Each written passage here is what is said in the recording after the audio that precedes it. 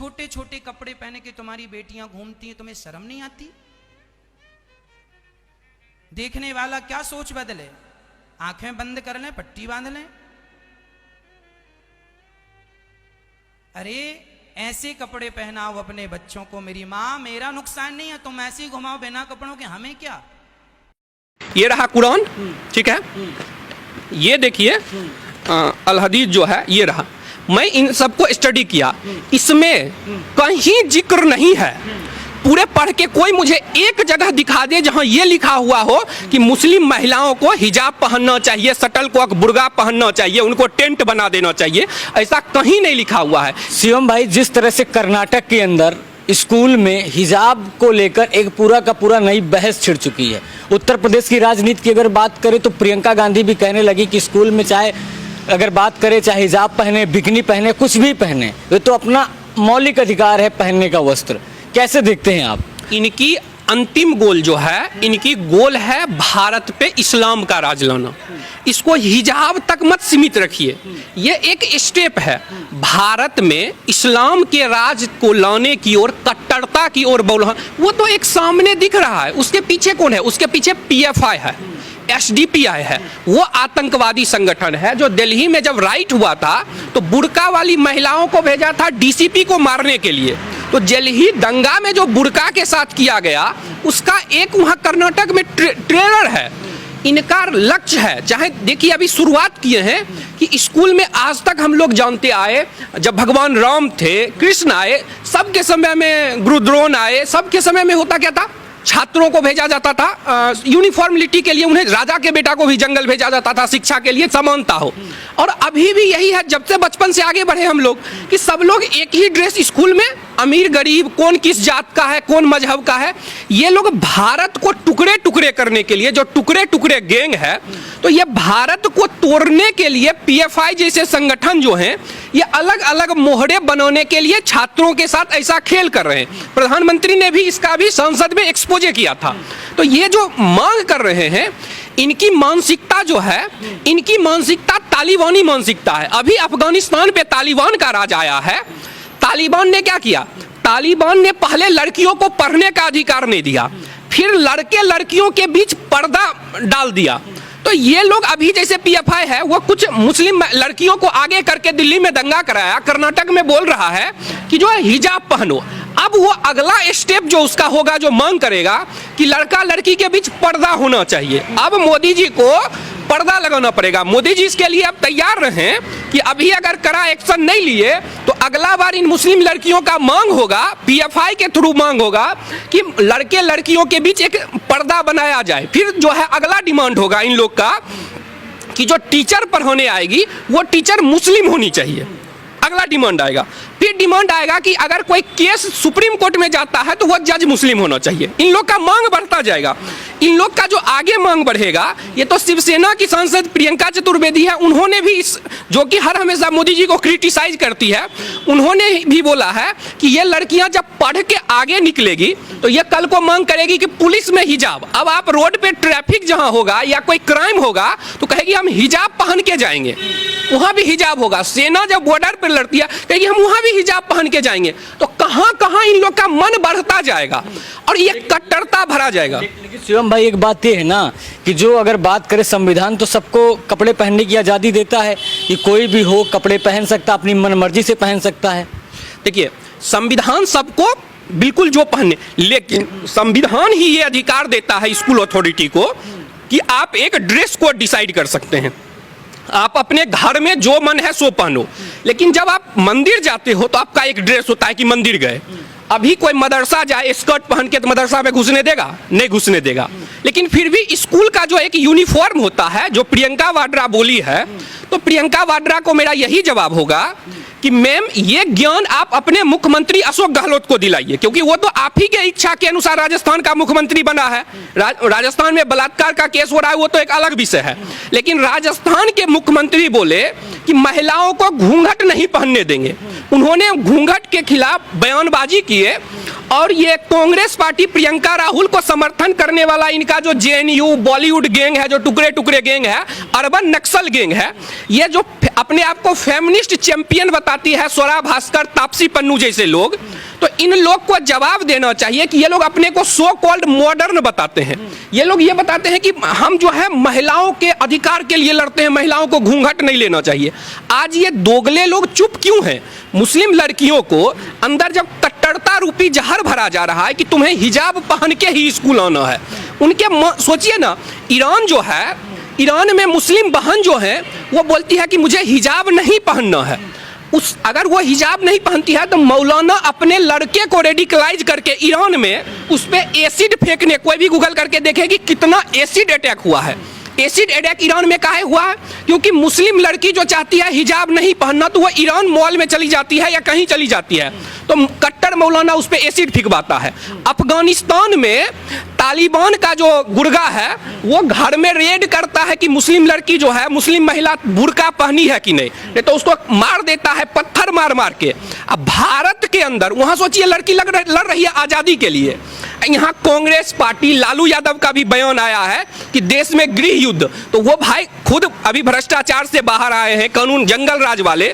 उसी तरह उत्तर प्रदेश को लेके जो ये लोग बयानबाजी कर रहे हैं। लेकिन मैं राजनीति में नहीं जाना चाहूँगा, मैं सीधा सवाल पूछता हूँ। उनका कहना है कि हदीस की बात करें, कुरान की बात करें, उसमें हिजाब पहनने की बात है कि ढकने की बात है, इसको आप कैसे देखें? देखिए, आपने कुरान की बात की, देखिए मैं लोगों को कहूँगा कि इसको पढ़ें, ठीक है, ये कुरान है, कुरान है आपके पास? हाँ, इसको जो है लोग, मैंने इसको पढ़ा है, ठीक है, मैं आपको दिखा देता हूँ। ये देखिए, लोगों को कहता हूँ इसको भी, मैंने ऐसे अपने मन से नहीं बोल रहा हूँ।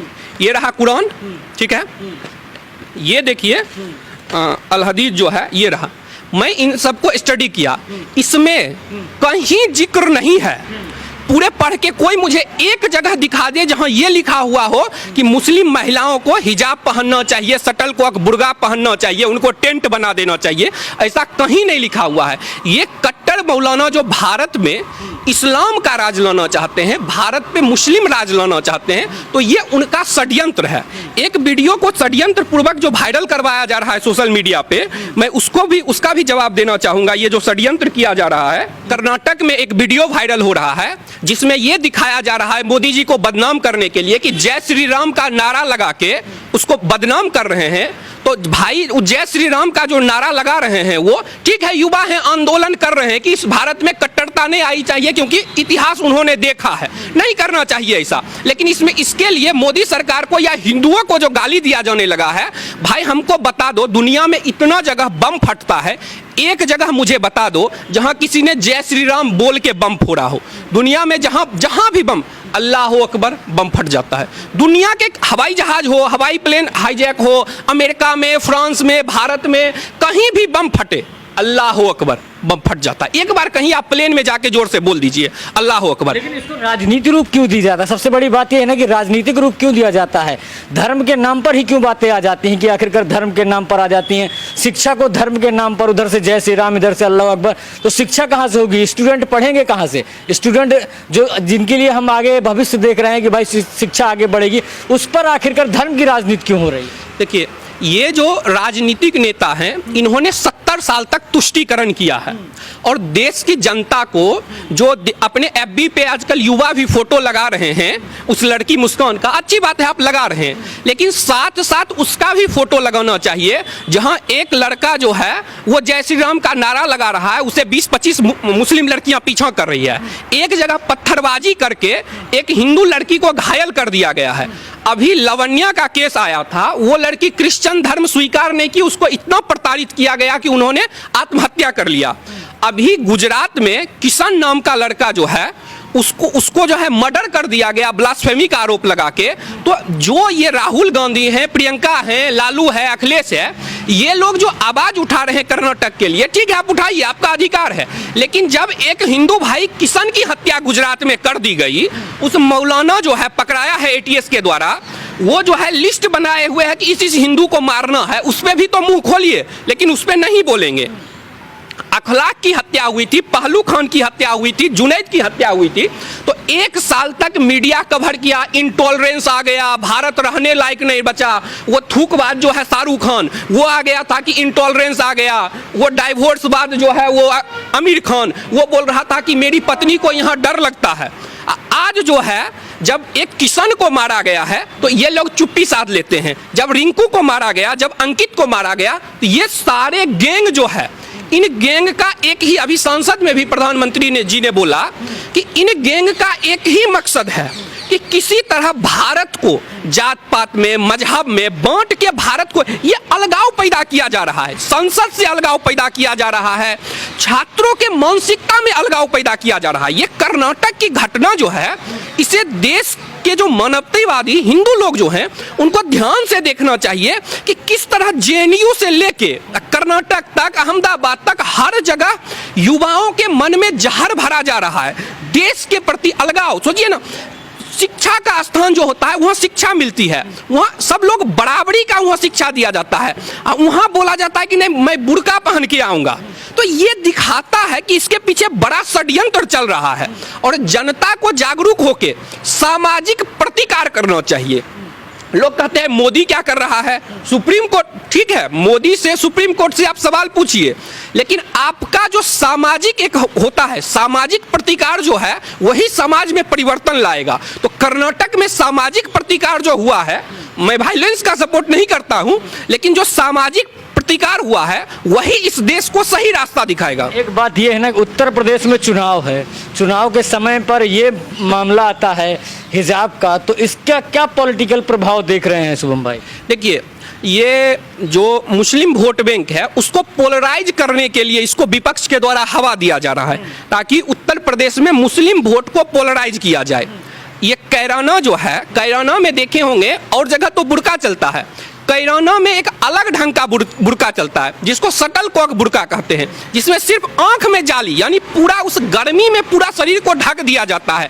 जहां से वो नाहिद हसन को अखिलेश यादव ने टिकट दिया है, जो बोला था कि उत्तर प्रदेश से कैराना के हिंदुओं के दुकान से सामान लेना बंद कर दो तो हिंदुओं को यहाँ से भागना पड़ जाएगा। ये मैं नहीं, ये नाहिद हसन बोला। तो चुन चुन के अखिलेश यादव ने उन सभी जिहादी तत्वों को दिया है, जिसने आतंक फैलाया है, जिसने हिंदुओं के घर को जलाया है, उन सबको, गुरुद्वारा में जिसने आग लगाया है, उन सबको अखिलेश यादव ने टिकट दिया है। तो ये इसीलिए कर्नाटक को भी हवा दे रहे हैं, ताकि ये मुस्लिम वोट को पोलराइज करके और एकजुट करके वो एक जगह वोट बैंक बन के वोट दे, मुस्लिमों को डरा करके ये लोग जो है उसे वोट बैंक आज तक जैसे बनाते आए हैं। तो प्रियंका गांधी भी तो देख रही है, प्रियंका गांधी को कौन सा वोट बैंक मिल रहा है? बात तो ये है ना, तो वो भी तो मैदान में है ही है। देखिए, प्रियंका गांधी जो है ना, वो भी मतलब अपने भविष्य को वो चाहती हैं राहुल गांधी क्या जगह वो खुद लें। वो उनसे पूछा गया था कि उत्तर प्रदेश का चेहरा कौन है, तो वो बोली मैं खुद मतलब मुख्यमंत्री बनना चाहती हूं। तो उनके अपने भाई को कंपटीशन दे रही हैं, वो अपने भाई को ही टक्कर दे रहे हैं। उनके पारिवारिक जिस तरह शिवपाल यादव और अखिलेश में लड़ाई है, तो उसी तरह जो है प्रियंका वाड्रा जो हैं और राहुल गांधी, उनके इंटरनली दोनों का ग्रुप और फ्रैक्शन बना हुआ है। जैसे G23 कांग्रेस में है, वो ग्रुप 23 जिसमें ये गुलाम नबी आजाद हैं, कपिल सिब्बल हैं। तो इन सब लोगों का 3 तलाक का कानून मोदी जी लाए, तो मुस्लिम महिला जो हैं वो बीजेपी की तरफ गई, जिसके बाद इन लोगों ने शाहीन बाग में मुस्लिम महिला को बैठा करके, अभी मुस्लिम महिला के साथ बुर्का का विवाद करके, ये लोग इस तरह का षड्यंत्र कर रहे हैं कि जो बीजेपी की तरह मुस्लिम महिलाएं मुड़ रही हैं, उनके अंदर कट्टरता का भाव पैदा करके उन्हें जो है बीजेपी से दूर करना चाहिए। ये राजनीतिक पार्टी का षड्यंत्र है। और मौलाना का षड्यंत्र एक ही है, वो केजरीवाल से मिलेंगे, वो राहुल गांधी से मिलेंगे, वो सबसे मिलेंगे, लेकिन उनका गोल एक ही है कि किस तरह भारत में इस्लाम का राज लाया जाए। गोरी गजनबी जिस तरह से उन्होंने हिंदुओं का कत्लेआम किया, इन सब का एक ही लक्ष्य है। आप बहुत सारे मदरसा में ऐसा पढ़ाया जाता है कि गजवाए हिंद करना है। ISIS ने भी अपना मैगजीन, अखबार सब में ये निकाल चुका है कि उसका लक्ष्य जो है वो भारत पे इस्लाम का राज लाना है। और इसको ना मोदी ना सुप्रीम कोर्ट कोई उतना अच्छा से नहीं रोक सकता है जितना कि इस देश की जनता रोक सकती है। जनता को सामाजिक प्रतिकार करना चाहिए। हर जनता को, हर हिंदू को अपने आप को वीर सावरकर समझना ही होगा। अगर नहीं समझे तो जिस तरह से भारत का अभी तक विखंडन, पाकिस्तान कौन क्या था? पाकिस्तान मेरा था, हम भारतवासियों का था, मेरे बाप का था, हम भारतवासियों के बाप का था। अफगानिस्तान किसका था? हमारा था, हम सब का था। ये जो है पूरा किसका? सब हम लोग का था। लेकिन क्या हुआ? सब जगह मुस्लिम जनसंख्या बढ़ते गई, सबको हमसे तोड़ के भारत मां का टुकड़ा करते गया। तो अगर अभी भी हिंदू सोते रहे तो भारत का अन्य टुकड़ा होने के लिए तैयार रहे। लेकिन मुझे विश्वास है कि जिस तरह सामाजिक प्रतिकार होने लगा है, कम जग रहे हैं लेकिन जग रहे हैं, तो इसका जवाब दे रहे हैं और मुझे विश्वास है जवाब देते रहेंगे।